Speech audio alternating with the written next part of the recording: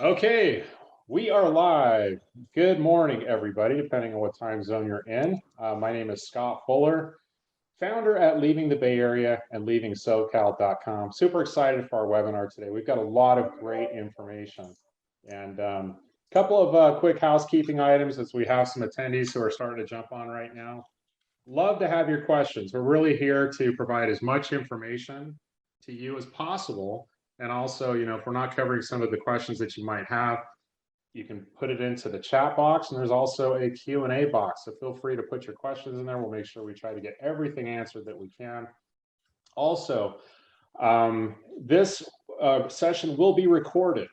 So for some reason, if you have to jump off unexpectedly, that's fine. We'll have a copy of that waiting for you.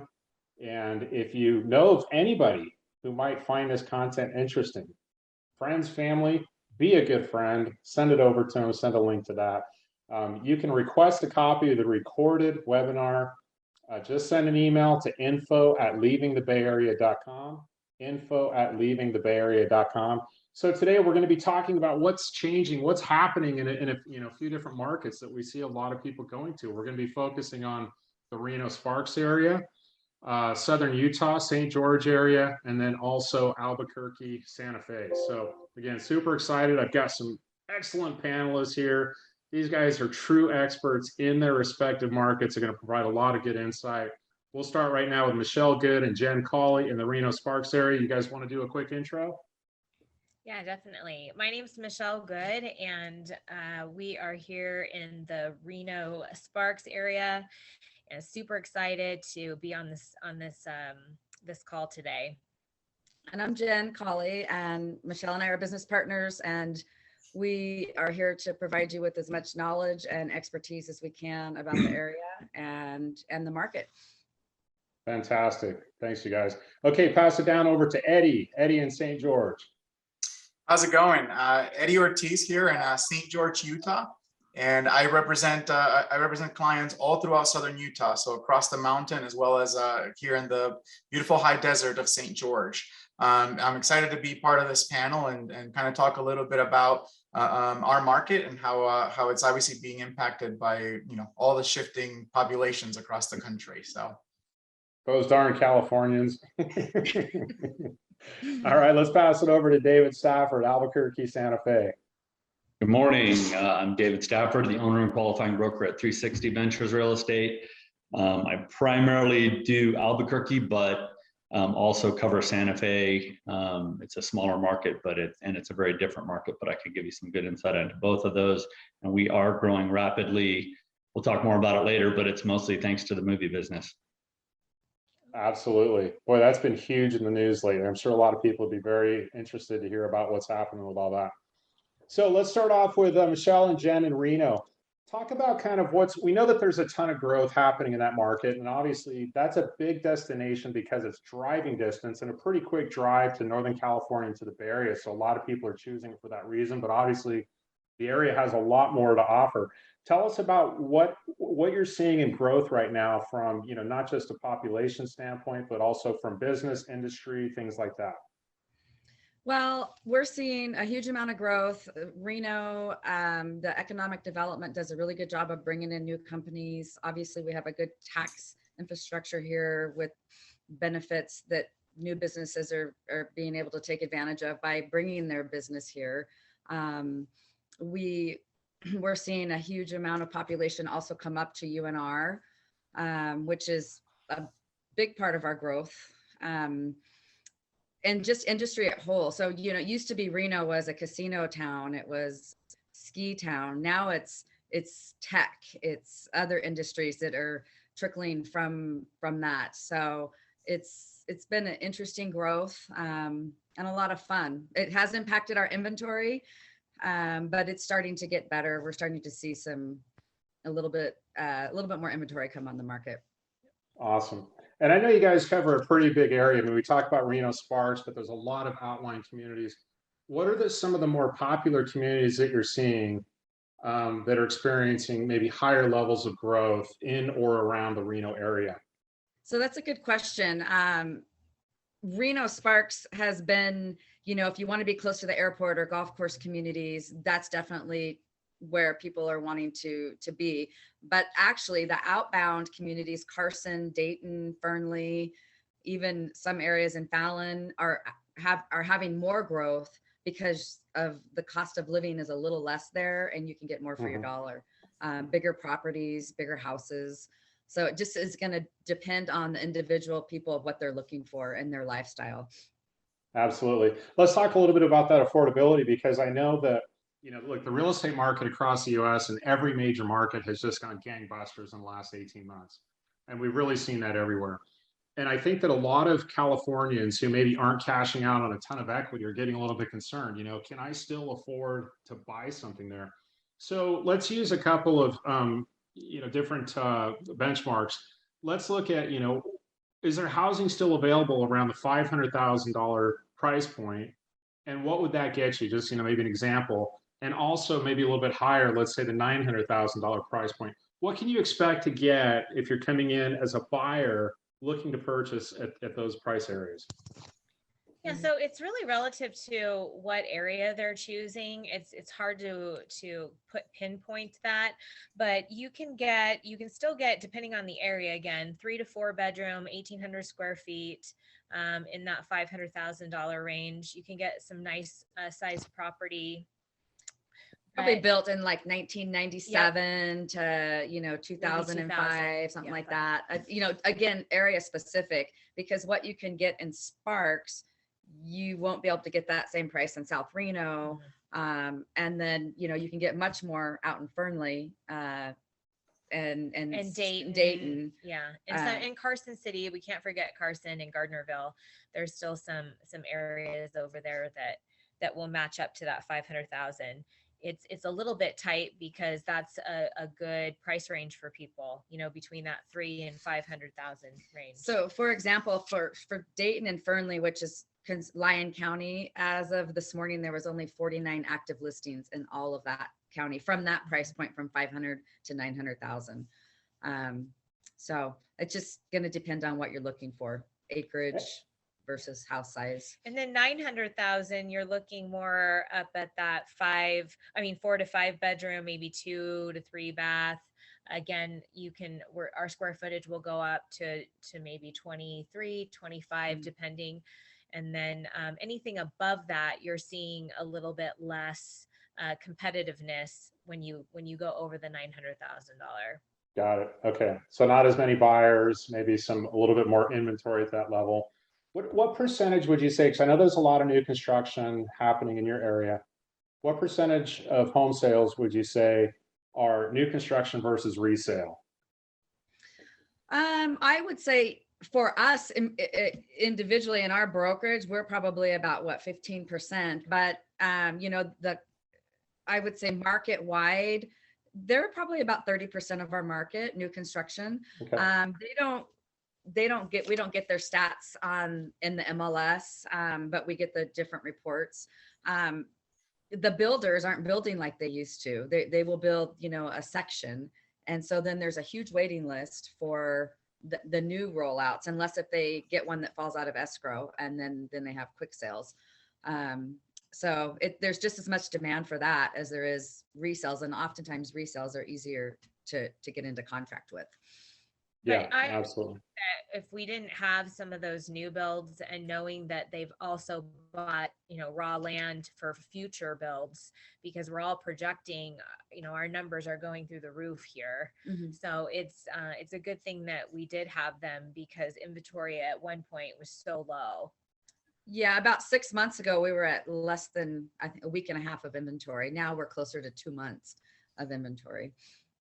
Got it. Okay. And I think we're starting to see, in most metro areas, inventory is increasing a little bit. We'll talk a little bit. I want to circle back with you guys and talk about maybe what your projections are for the market, but I want to move down to Eddie in Southern Utah. Eddie, obviously, it's just an absolutely beautiful area down there. It's an outdoors paradise with really anything that you want to do. Talk to us about what's kind of fueling that growth. Who's moving in? Are there industries that are coming in? Are you guys more of, let's say, a retirement destination? Talk to me a little bit about that. Sure. So Southern Utah historically has always been more of a retirement community, right? It had been kind of a snowbird paradise for a lot of the folks, especially up north in Salt Lake and stuff, where they wanted to kind of escape the four seasons and just kind of be somewhere where they can get, warmer climates. What happened right before, well, right as COVID hit, is that shifted significantly. All of a sudden, we found ourselves in a situation where we have all these remote employees who can now work from anywhere, and people who had kind of designated St. George as their future retirement place decided, I don't need to wait until then. I can just basically work from there now. And being that we are a destination location, we have 3 national parks within a close distance. We have several national forests, and we have several state parks all within a short driving distance. So from a getaway or escape location, it's a perfect place to be. And the weather obviously helps because you can enjoy that pretty much almost year round. But we'll talk a little bit about the extreme weather for sure. So and that was kind of one of the major drivers. But then as things started to shift and the geopolitical climate kind of escalated a little bit in certain parts of the country, Utah being a very conservative state, it started to kind of shift a little bit in terms of we didn't have as strong as mandates on several of the things that were happening in other states. And people kind of like that. They had choices. They can decide how they wanted to take on this pandemic. And that really pushed quite a bit of people towards us. And still to this day, it has. So I get a lot of questions about our school systems, how are they handling the pandemics? And I mean, it just really has pushed a lot towards us because of that.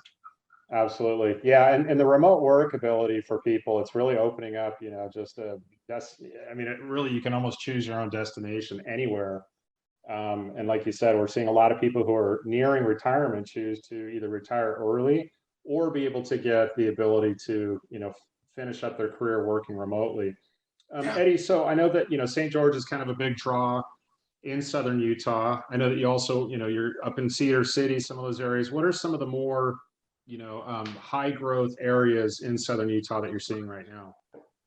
So we have a few different segments. Obviously, and I talked a little bit about from a retirement standpoint, but we have quite a bit of high-end real estate that has started to kind of pop up and started to shift towards us. So we're seeing even properties in the millions where they're going fast because of the demographics that we're pulling in, the folks that we're pulling in. And that's not usual for our market. We used to have like an average price point of about $360 in St. George, and now we're close to $500. And those markets have shifted significantly.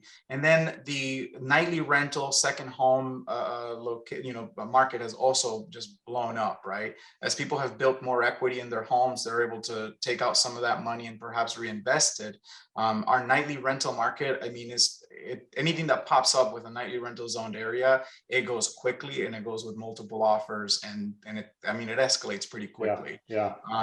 And then the mountain properties are also drawing quite a bit of people, quite a lot more people. So since COVID hit and the country shut down, everybody wanted to escape to the mountains. So you mentioned Cedar City, but we have a few different communities up there, skiing communities, as well as like summer recreation areas where tons of people started to purchase property from Vegas, Southern California, and places like that, because it was just a nice getaway within a close distance. So you mentioned the average price point is probably a little bit closer to $500,000 right now. What does that get you? And what would you also get if you had a budget that's going to take you up closer to maybe the $900,000 range? So depending, kind of similar to what Michelle was saying, that it depends on the area you're in, right? So for the most part, in the $500,000 range, you are going to see like a 3 to 4 bedroom, maybe about 2 to 3 baths, and depending on where it is, you probably will be about 2,000 to 2,500 square feet.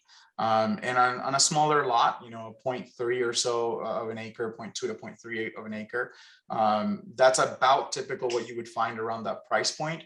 That same that same house a year ago would have been about, 375 to 400,000. Sure. So it's increased quite significantly. And what percentage would you say is new construction versus resale, since there is so many builders going into the St. George area? So we have quite a bit of builders, and we just have some major builders that moved into town, like DR Horton and other builders like that. So we're starting to see quite a shift there. What we had happen is during COVID, and because of the massive demand that we had, we're about, as far as we know, we're looking at probably about 20% of our market is new construction. But the reality is, kind of as mentioned earlier, we don't really know because builders sell so much off the MLS that we don't actually know. But what did shift is builders actually stopped doing new construction or custom homes, or homes where you can even pick and choose certain things. They started building spec homes, and basically our buyers didn't really have much of a choice as to what was being built. Rather, the builder was just, once it's ready to go, we will put it on the market, let the highest and best offer basically take that to the finish line. So that was quite a shift, and we are starting to see that kind of slow down a little bit now, and builders are starting to come back to the real estate agents and saying, hey, how can we help? How can you help with us? How can we partner with you, and so on and so forth. And I think a lot of that nationwide had to do with price fluctuations of material cost, right? So Yes. you just, it changes so quickly that it's hard for them to forecast. So if they can say, okay, we know exactly what these units are going to cost, and here's going to be our pricing model, and it's easier to forecast that. But like you said, as it starts to slow down a little bit, builders have to come back and say, okay, what are buyers looking for? We need to offer a little bit more of a variety and to find out what it is that they need. Eddie, that's great info. Thanks. Let's take it over to David. David, what are you seeing? I mean, obviously, you're going to tell us more about the Hollywood that's taking place in New Mexico. Talk to us more about kind of the growth and what you're seeing in your market. Sure. So we're growing pretty fast. I can just give you some quick stats. But we're more affordable than most Western markets, and so our average sales price is only $340, and our median is $295. Both of those are up 15% in the last 12 months, and our inventory is down 40% from last September. I'm just looking September to September. So our inventory is still going down, and we're still super strong. The average sales price is 101% of list price, and we're getting lots of multiple offers. But what's driving that is the supply and demand is so offset here, and it's even worse in Santa Fe because it's a smaller community and it's very tourist driven. And like Eddie said, a lot of people are deciding to move there sooner than their retirement was planning. But Netflix their North American headquarters is here now, and they have just committed this year to spending $1 billion to expand that campus here, which is in the south end of town. And of course, that develops a whole industry that have followed suit. So now you also have NBC Universal setting up. They've got a studio here, and then Amazon shooting a lot here too. And then all the ancillary services around that, which is even affecting housing, because now all those movie people have to come in and have a place to stay. So I'm even turning a couple of my rentals over to the movie housing business, because they pay like 3 times what normal rent is. And so there's just so much sprouting up as a result of the movie expansion here, which is pretty exciting. But there's other things too. Intel is expanding here. They have a plant in Rio Rancho, and because we're bringing domestic chip manufacturing back, bringing it back domestically, they're expanding, they're hiring, they're moving people here. We're getting a lot of people leaving California because of our climate. We have moderate, we'll talk about that more, but we also have skiing and a lot like the other markets here that are on today. But that's really driving it, is that the movie business and some of the tech industry. Yeah. And you guys, you also have, university there, military establishment, right? Talk a little more about that. Yeah, so we have the main university, about 25 to 30,000 students. University of New Mexico is here. The Kirtland Air Force Base is here, and on the Air Force Base is Sandia National Laboratories, which is a Department of Energy nuclear weapons laboratory. And then we also have one, of course, in Los Alamos, which is more of the R&D lab that's just north of Santa Fe. So between the laboratories and the university and Intel, we have we're getting a lot more attention. It's taken us a little bit of time to get this traction, but now we're really feeling it. And as a result, our inventories are just down so low. It's tough, but the other thing is you're asking about builders, and I'll just lead into that, is that's probably only about 10 or 15% of our market.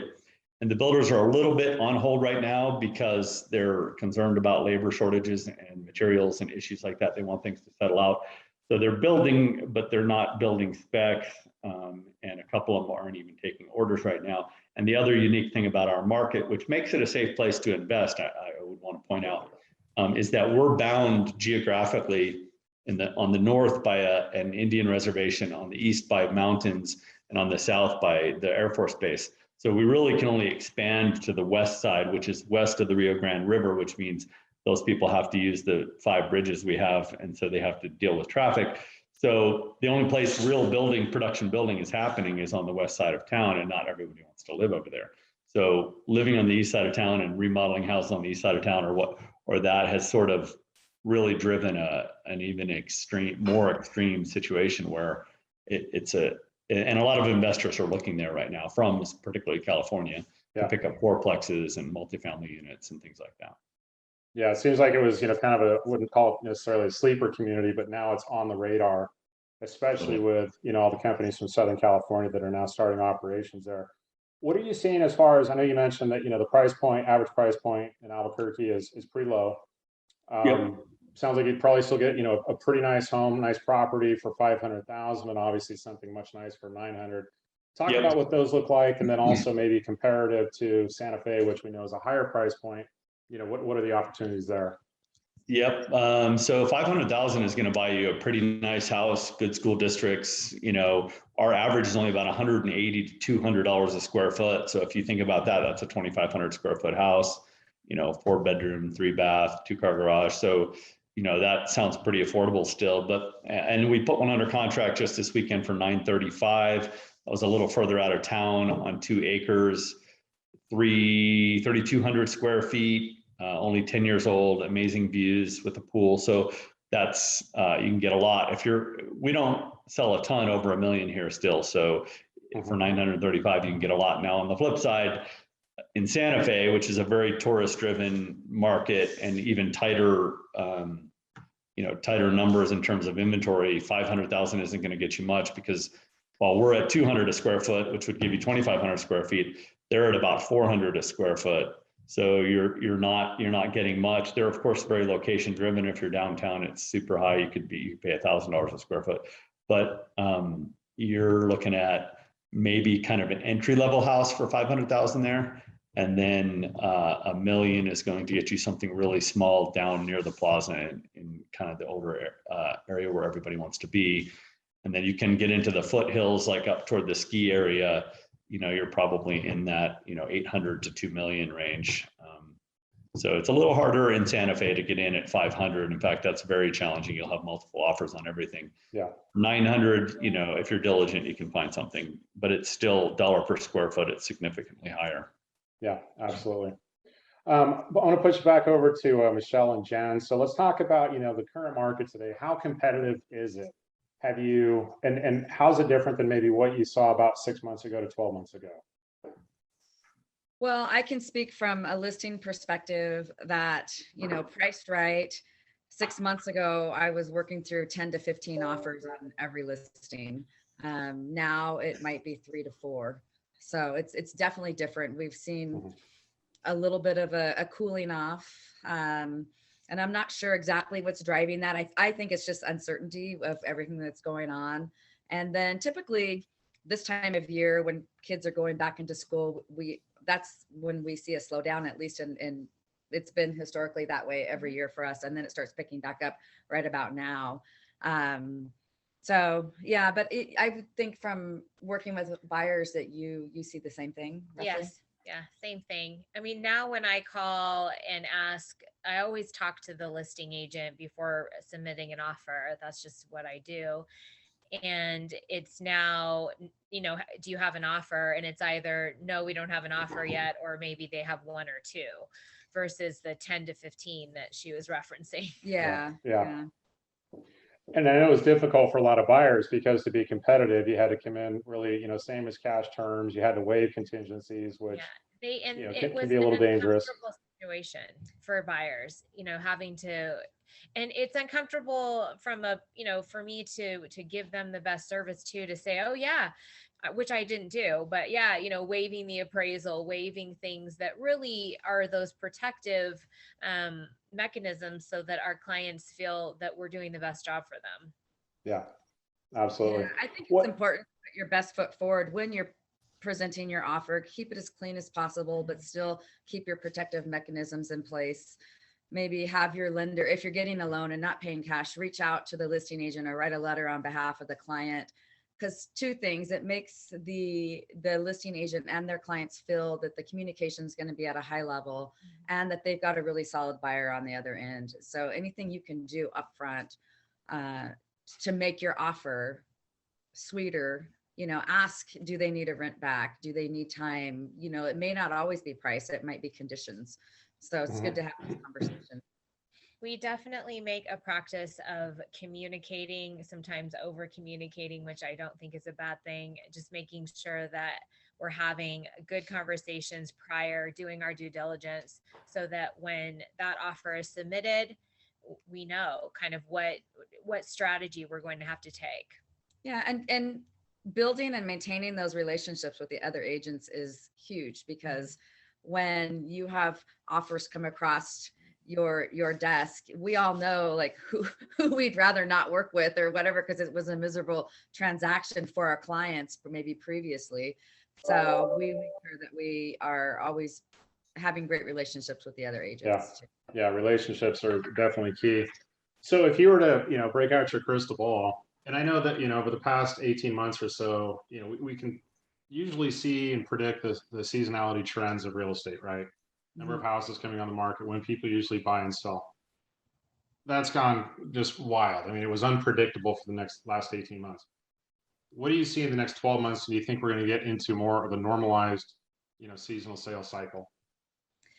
I feel like, and all the research that I've done supports this, but we're still going to see growth. It's just not going to be as fast, and it's going to be steady, a little slower, a little steadier. We're still going to see, increase in values, but it's not going to be crazy like it was 6 months ago. And I'm happy about that, because it's been really discouraging for a lot of buyers to try to get into this market. And so if it can be a healthier balance, then I think it's benefit for everybody involved. Absolutely, that's right. Eddie, how about you? Talk a little bit about how competitive is your market? What changes have you seen, maybe in the last 2 to 3 months, versus what we saw earlier this year and last year? Yeah, so obviously the same as everybody else's market, with the massive demand, and being that we already were a destination location, I mean, we saw massive amount of buyers coming into our market, a lot of investors and a lot of folks coming from areas where their money did not go as far as it would here in St. George. So we had, at the height of it, in our office, we had one property that actually had 80 offers. Like, it's just very hard how do you even, as a listing agent, how do you even manage that with your seller to give them obviously what's going to be the best and the highest and best offer for them? So we saw quite a bit of influx there, and where the national average appreciation was at about 18% at the height of it, around June, for St. George we were around 30 to 40%. And there were areas where we were at 50% appreciation, even just month over month. I had a client that I basically sold the same house, their home, in a period of about 7 months, and made them 400 grand. And that was at the $1 million price point. And it's just, like everybody else is saying, I mean, how do you sustain that, right? How do you encourage people to buy a property that 7 months ago sold for $400,000 less? So we definitely saw quite a bit of that. And then since July or so, we definitely started to see a slowdown. Now we started to see more inventory in the market. One theory that we had on it is that we started to see more sellers who were willing to say, you know what, let me just throw it at this crazy price because everything else has sold and see if mine will sell as well. And I get at first it started to still happen, but we started to slow down and we started to see less and less offers. And instead of seeing, 10, 15, 20 offers in a house within a day or hours of it being listed, we now started to see, maybe 2 to 3, probably within 20 to 30 days on the market. So our average, our absorption rate, which, got super low, we were at almost about 12 days of inventory. And that was quite alarming, right? Because how are we going to keep up with the standing inventory when so much is being absorbed so quickly? And we're now just a little bit over a month. So that definitely has slowed down for us. But yeah, we're seeing the same slowdown everybody else is seeing. We anticipate that, there's been a lot of talks about perhaps the interest rate going up by the end of the year, beginning of 2022. That's going to remove quite a few buyers from our market, and hopefully that'll also slow down our sellers in terms of understanding that, hey, we're not on that upward trend that we're kind of, I like to say we're reaching cruising altitude, and we're now leveling off, right? So we're not seeing the $100,000 jumps month over month. We're now kind of seeing a little bit of a more slower, maybe a 10% jump rather than the 50% jumps that we were seeing. Another thing that that I'm noticing in a lot of the different markets is that we are starting to see some price reductions. Now, people look at that and say, okay, well, we're prices are going down, sellers are desperate. Well, that's not necessarily the case. What's typically happening is a neighbor is going to see that they sold their home, 6 months ago for, let's say, $800,000. And so they're thinking, well, it's been 6 months, the market's crazy, I'm going to price it at 900. So it's really more of an unrealistic expectation of the seller based off of what's happened recently versus prices actually going down. And so I'm not sure if you guys are seeing that in your market as well. But Yeah, it's positive. It's a step in the right direction, I think. Yeah, I agree with you. I think sellers are throwing numbers out there and seeing if it sticks. And then if it doesn't, if they don't get offers like they think they should in the first few days, then they do quick price reductions to get it more in balance with where it should be. And also buyers are catching on. I mean, they know what's going on, and they're definitely becoming a little bit more conservative about what their decisions are going to be, because they understand what the trends are and what's been happening. They're very well educated on it. At least the ones that we've come across lately. Yeah. Awesome. David, I want to pass it over to you, and I want to remind our attendees, if you have any questions, go ahead and put them in the chat box or the Q&A box. We'll make sure we answer those. Leo, who's joined us, had a question about, crystal ball prediction about how possible increase in loan rates could impact the buyers who want to sell in California and upsize another market. David, give us kind of your input on that, on how you think, what interest rates might do in your market and other markets.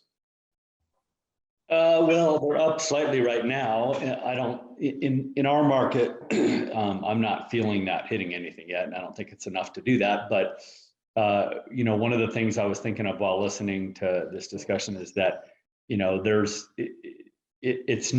isn't this speculation. There is this cooling off maybe in the other markets, but one of the things here in Albuquerque that I'm kind of attentive to feel how the market's going is also seeing what kind of houses are for rent, because we're getting a lot of tenants buying houses because rents have gone up 25% in the last year. And they've got 20 applications, and I own a lot of rentals. I get 20, 30 applications in the first hour that I put it up. So there isn't there's no vacant houses. Like literally we have a shortage of houses, and that's a difference between, a bubble popping or a cooling off. And I think that's important to note for people that are thinking about buying. I don't, at least in Albuquerque, there aren't conditions that say we're overinflated. We're pushing up because there's such a supply and demand mismatch. And for us, we tend to lag the other markets. And we always have. We lagged going up in 2005 and 6, and we lagged going down in 2008. And we're kind of lagging now because, right now we have about 3 weeks of inventory, and we're still getting lots of multiple offers, and our trend is still kind of that direction. So we really haven't felt much of a cool off even seasonally. Right now, I think that we will this winter. I think we'll feel it start to normalize a little bit. But for us, we're just now really on overdrive, kind of like they were maybe 6 months ago. Yeah. So we're still going in that direction. That's kind of normal for Albuquerque, and we also don't have the extreme ups and downs that some other markets like Phoenix, Vegas, California have. We're kind of slow and steady in the right direction, with For some sure. minor changes. And that's a good point you bring up, David, because rents have risen in every major metro market, and wages haven't increased, the same. And so I think for a lot of renters, it's putting them in a position where, hey, we need to find out if we can qualify and get into something, because if not, we're going to get priced out of the rental market. Yep. And, we're seeing a lot of that. It's very unfortunate. People are getting priced out of the rental market. And so, for those people who are renting, maybe a good time to find out, if and what you might be able to qualify for, just to, get a sense of security on that. We've had a ton of rental, large apartment buildings and complexes come up, like just more so than I've ever seen in the 28 years I've been here. Yeah. And the rents have just depending on, it's 22% up on a 1-bedroom, 46% up on a 3-bedroom, 2-bath. And it's almost unaffordable to rent and more affordable to purchase at this point here. I would say in your respective markets, that's the case. Now in California, unless if you can come up with a $500,000 down payment, it probably doesn't work quite the same. But part of that discussion is back to the question about interest rates, is that with interest rates this low in Albuquerque, you can buy. Let me just give you one anecdotal example. I've got some people moving here from California that just did decide to build a house, and it's going to take about 10 months. So instead of renting a property, they decided to buy one for $250,000. It's 1,600 square foot new house, about 3 years old. They're going to buy it for $260,000, move into it for 10 months, turn it into a rental. Well, their mortgage payment is going to be $1,300 a month. The day they move out, they can rent it for $1,600 or $1,700 a month. So they've got their first investment property in Albuquerque while they're waiting for their house to be built. So I mean, that's an interesting kind of take on how the market here. Well, and that's interesting, David, you mentioned that, because the strategy with a lot of people is to, they're saying, I'm not going to retire for 3 years, but I'm going to go ahead and purchase something in the market, just to be able to get in, rent it out for a period of time, and then, get in, basically live in it for a couple of years, and then turn it into a primary residence, right? To be able to get the, the tax benefits from it. David, quick question coming in from Les. He says, hi, I'm a recent retiree. Could you speak to retirement housing, i.e. condos, townhomes, or retirement community options in Albuquerque or Santa Fe? Sure. So we have a couple of 55 plus communities that are designed specifically for that. One is in Rio Rancho. There's one south of town in Los Lunas, and then there's one in town, although I don't know if the two southern ones have already sold out, but they are, gosh, I'm forgetting who did them. But yeah, I can send some examples. Those homes are in the price range of probably 250 to 400 in the Albuquerque metro area. Santa Fe does not have, the problem with Santa Fe is it's very challenging to find affordable housing. So what often happens is I'll find people coming from California. Oh, and by the way, just an interesting note for you, Scott, we closed the folks from California this morning that you sent me, and they're very happy, and they did start looking in Santa Fe. They're here to retire, and they found that they could get a lot more for their money either down this way towards Albuquerque. It's only 50 miles between Santa Fe and Albuquerque. So my short answer to that is that it's a challenge to find what might be retirement housing where you want to lock and go and it's affordable and it's low maintenance in Santa Fe. It can be done, but it is a challenge. Whereas in Albuquerque and Los Lunas and Las Cruces, even if you go further south, which is a little more temperate climate, there's quite a bit, there's quite a few options. And I'd be, of course, more than happy to share some examples if they just, no obligation, just send me an email and I'll send them some examples. Absolutely. Okay. Thanks, David. And, talking about people say, interest rate increases, because we're talking, we're hearing that the Feds may make some increases in 2022. what a lot of people don't understand is there's somewhat of a correlation, but not a direct correlation to mortgage interest rates. So mortgage interest rates are tied to the 10-year treasury, not necessarily to the overnight Fed funds rate, which they have a direct control over. So sometimes there's a lag in time that you might see a difference in interest rates on mortgages versus, you know, an interest rate on a credit card or home equity line of credit or something like that. Linda asked a great question, which kind of leads me into what I wanted to ask you guys about. And since David, we were just talking, I'll start with you. Can you talk about some of the tax structure in New Mexico and some of, you know, how that might benefit people? So maybe we could talk about, you know, on a state level, sales tax level, as well as property tax level. Yeah, I can give you some examples. Just some property tax is going to be about thumb rule, about 1% to 1.3% of purchase price per year. So, you know, you're looking at about $6,000 a year if you buy a $500,000 house, and that depends if you're in the city limits or not. So that's property taxes. We do have sales tax of about 8%, and then you know, we have an income tax as well. And this is kind of I don't want to not sell Albuquerque. It's an amazing place, and I want people to check it out. We have very affordable housing, but one of the drawbacks and something that a lot of people are pushing for some change if we want more retirees here is, and this is a negative, but I'm just going to bring it up to put it out there, is we do tax Social Security, and that's kind of a drawback for Albuquerque, New Mexico. Okay.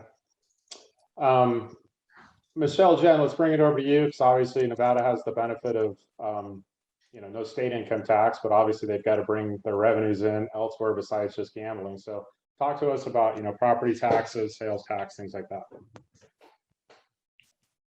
Sales tax is what, 8.5. Yeah, something mid eights. Yeah.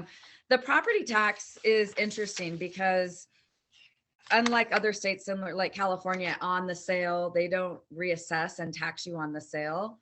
Washoe County in particular, they do, and there's a whole formula to it, but basically they take replacement value, and then it's 35% of replacement value is your assessed value, and then you're taxed, I think it's 3.6% on that assessed value is your tax. So if you buy an older home and you just want to remodel it, your taxes are going to be significantly less than if you buy a new build. And then again, if you're in condos or townhouse, you know, your taxes are quite less as well. And we have some links we can share with you later. And if you want to pass them on, we're happy to do that. Absolutely. Yeah. Yeah. And currently Washoe County is reassessing annually, but they're only required to do it once every 5 years. So Okay, I don't think they get everybody annually, but they're making a best effort. Yeah. Well, they usually try to do it as often as they can if values are going up, and then they don't reassess it when values are going down. So and then keep in mind, you know how they do it. They proportion out the land versus the building, and so it's very affordable, the taxes. Yeah. Most of the Californians that come over are blown away with the difference between what they're paying, and that just even goes with even your electric bill or our utilities.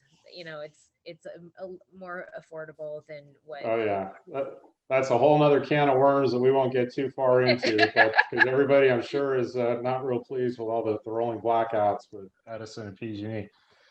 And just for comparison purposes, California is usually at about 1.25% of assessed value on property taxes, and obviously that does not increase as the years go by. So California is relatively affordable, unless you get into new construction areas where you're funding bonds for schools like Melrose and different things like that. Eddie, I want to take it over to you. Before you answer the question on taxes, we have a question from Lawrence. Lawrence asks, we're interested in St. George and have 2 teenagers. Can you tell us about high schools in St. George? Sure. So I'll start with that, and then I'll lead into the tax question. So the state of Utah has you know, from a school district standpoint, obviously every school district gets to do what they need to do to kind of service their students and things like that. But overall across the state, we have a pretty awesome language emergence program. So we have schools that will basically kind of focus in on different languages, if it's Chinese, French, and the students will get to do will get to do actually several years of fully immersion in whatever language they chose, or they can just go to school and just do obviously, the normal standard, curriculum, English curriculum and stuff like that. From a high school standpoint, we have 6 different high schools here in Washington County, where I'm at, and they each offer different things. So we'll have one school that offers a pretty robust arts program, like performance arts and things like that. Then we have other programs that are a bit more STEM related, and just kind of based on where you want to live or where you want to be. But because we are open enrollment, you can basically you can live in one area and enroll your student in another school that you feel is going to be a better fit for them. So it's not uncommon to have somebody who basically has 2 kids in high school, but they go to different schools just because their strengths are better served by one school versus another. So for us, we have that. We have a few charter schools as well that are pretty solid. And those are good options as well for a lot of our residents. But I think the biggest thing is just the ability of the students to kind of find the best fit for them. And I really like that, because you're not really bound by the boundaries of where you live, rather. And the joke for us, we've come from major cities, originally from back east, New York City and all that. And the joke for us in St. George is that everything is 15 minutes away. So it doesn't really matter where you live. It's a big enough city. There's 90,000+ people in St. George in the city proper area, but it's still, everything is so close that it's not that big of a deal to have them enroll in a school across town type of thing. I absolutely love the open enrollment concept, and that seems to be a little bit more limited in California, and I'm sure a lot of other states, but that's awesome. We've got a few more questions, which I promise that we will get to here. If you have questions for our panelists, easiest way is just, if you like an introduction, email us at info@leavingthebayarea.com. I'm going to put that in the chat right now for everybody to see, info@leavingthebayarea.com. Eddie, let's finish up with you on the tax piece of it. So what are you seeing in the state of Utah, as far as, taxes, local sales tax, property taxes, things like that? So depending on where you look, obviously, from a tax standpoint, we're kind of on the lower end of a lot of states. So from a sales tax standpoint, we're about just a little over 6%. And then from a property tax standpoint, we are one of 11 states that is a non-disclosure state. And as such, that basically means that we do not disclose our sales prices to our county assessor's office or anybody else. So when you look at Zestimates online and things like that, they're actually completely inaccurate, just because nobody actually knows what it's sold for, except for those who are part of our MLS or multiple listing services. So because of that lack of information, the assessed value on most properties are basically done through a valuation system that the county assessor's office has. And it tends to be quite low compared to where the actual value of the home is. So on each property, the assessed value typically is, or the tax is calculated on the assessed value, and it's typically at 1%, just a little over 1% for secondary properties or non-primary properties. And if you live in the home as a primary property, then you'll get a 45% discount. So it'll be assessed at about like 0.55. So taxes are low compared to a lot of other places, especially a lot of the markets that come to us. When we tell them what the taxes or annual taxes are going to be, they tend to kind of have like a laughing moment, because they're trying to figure out, wait a minute, are you sure? Did you like miscalculate that? So that's what makes us so attractive. From that standpoint, is that, folks are keeping a bit more money in their pockets rather than putting it back in and stuff like that into the system. Mm-hmm. Okay, another question, Michelle. This is from our friend Fernan. She asks, can Michelle talk about fire danger?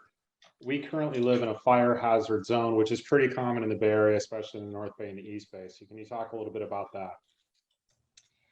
Sure, but I'm going to pass it to Jen, because I know that that she has a little bit more knowledge about the fire danger areas. So there is some up in the Verdi area, tends to be challenging to get insurance, just on the California border.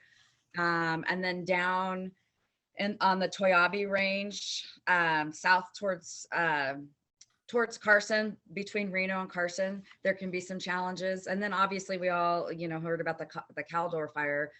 So up at the lake, there may be some concern with insurance companies, but Michelle just closed on a house up there and it didn't get denied. But down in Reno, I live up in Virginia City Highlands, which is in a kind of a forest. It's a really high desert at 6,200 elevation.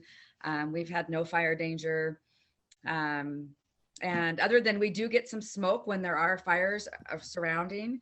So, if there's no winds, sometimes smoke can get packed in, but then the day, a couple days go by and then it blows out. I think by far this was our worst summer for fire and smoke.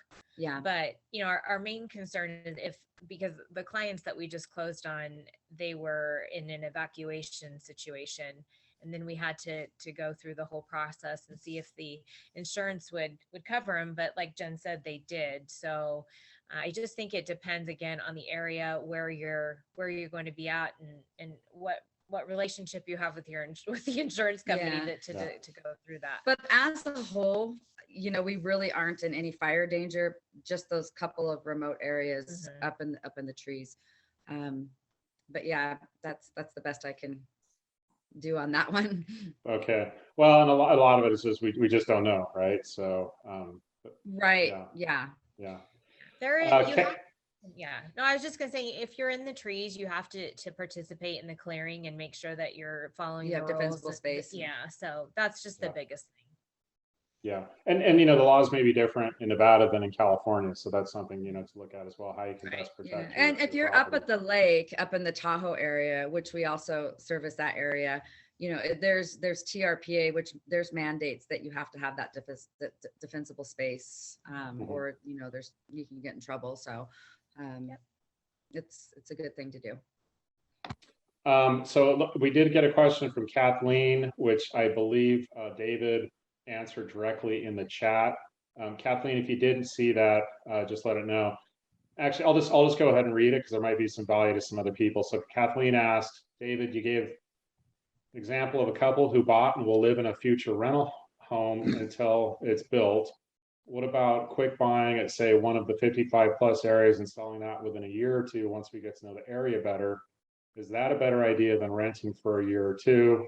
David responded, that's a good idea and should make for a safe investment given the current market. However, the cost of selling may make a plan to hold for only a year a bit risky. While I'm confident our market conditions indicate the market will continue upward, it may not be at the pace, to cover the cost of sale, let's say 8 to 10% in 1 year. So, hopefully that answers your question, Kathleen. Steve has a question, and this is for new construction in the Minden, Nevada area. Steve asks, currently live in the California East Bay, concerned with the drought, among other things, looking for new construction in Minden. What is the water situation in these areas of Nevada, including Reno and Carson City? So in the past, water's been a challenge, but they, the area, and depending on if you're on an acre and if you're within, I believe it's 250 feet of a main city line where you have to hook up to their water source, then you do. Otherwise, then you're given a hardship letter to drill a well. So really specific to the area and the new spots. There's a lot of smaller builders that are building smaller communities out in that area. And then you have like Lennar is one of the major builders out there. And of course, they're going to be hooked up to city. Yeah. And it hasn't been an issue. And I think depending if you're buying raw land and you're developing, obviously, as you said, Jen, you have the option of looking into digging a well. Yes. In most areas, and I don't know what what the requirements are, but in Arizona, for example, any builder who's going to build a new subdivision has to be able to show 100 years worth of water rights. And so, they've got to be able to document that they have enough water before they're even going to get the permits to be able to, break ground on that. Absolutely. Yeah. And that's part of their planning process. Yep. Okay. I think we've wrapped up all the questions for now. If there's any other questions, please put them in. And we've covered a lot of stuff. Let's go through one more topic real quick, because this is a question that we get quite often regarding climate. When people are looking to make a move out of California, they might have the top 4 or 5 things that are important to them on where they choose to move to. One, of course, is cost of living and cost of housing. Another might be tax implications. Another might be proximity to get back to California for work or family commitments. And then you also want to look at, what does the climate look like, and does that suit what we're looking for? What I always recommend to people is, if you're going to an area, especially if it has, a severe season, right? We'll talk about Wisconsin in the wintertime, maybe Arizona in the summertime, or, somewhere where there's a lot of humidity. Try, if you need to, visit in both of those climates. You can make sure that you understand it's going to be a good fit for you. But Michelle, Jen, we'll start with you up in Reno. Kind of talk about what you can expect in the summertime and in the wintertime, which obviously Reno isn't extreme per se, but what can you expect to experience there? I think overall, depending on your elevation, and Reno's about like 4,700 elevation, and then some parts are 5,600, and then where I live is 6,200. So depending on your elevation, it's fairly mild. Although I woke up to snow Monday morning, and I was like, "What?" I wasn't ready for that. It in Reno, in the valley and Sparks, you really don't get that much snow. If it does, it melts off fairly quickly. Higher elevations, about 3-4 years ago, we got like 6 feet, but that was very unusual.